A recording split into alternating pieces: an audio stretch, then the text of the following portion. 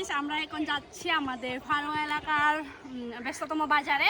ফারোয়া বাজারে এই যে এখানে হচ্ছে আমাদের এটা হচ্ছে আমাদের রাংখং নদী, পানিটা শুকিয়ে গেছে। রাংখং নদীর পারে হচ্ছে অনেক বেচা কিনা হচ্ছে, আমাদের জুমের বা ক্ষেতের ফসল সেল হচ্ছে আর কি। দেন কলাও বিক্রি হচ্ছে, অনেক ব্যবসায়ীরা কিনতেছে। দেন জুম চাষিরা খেতি যারা করে ওরা হচ্ছে এখানে সেল করতে আসে আর কি। ওই যে ট্রাকে করে অনেকে নিয়ে যাচ্ছে, কলা তুলতেছে।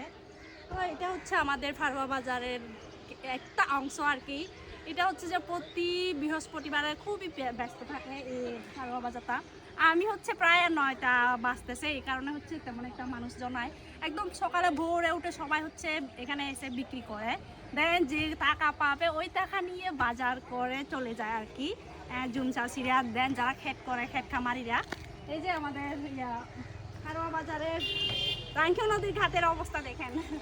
বাজার ঘাট বলা যায় এটা। এই যে তার ওই পাশে ওইটা হচ্ছে বাজার, ও একটু উপরে হচ্ছে আমাদের ফারোয়া আর্মি ক্যাম্প, তারই পাশে হচ্ছে আমাদের ফারোয়া ইউনিয়ন পরিষদ। ওই যে ওই সাইডে আমার আম্মু হচ্ছে আজকে যেহেতু বাজার বার, খুব ভোরে উঠে অফিসে আসছে।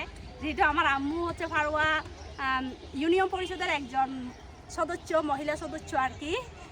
তো উনি নিজের অফিসে আসছে অনেক ভোরে। আমি হচ্ছে ভোরে উঠতে পারিনি।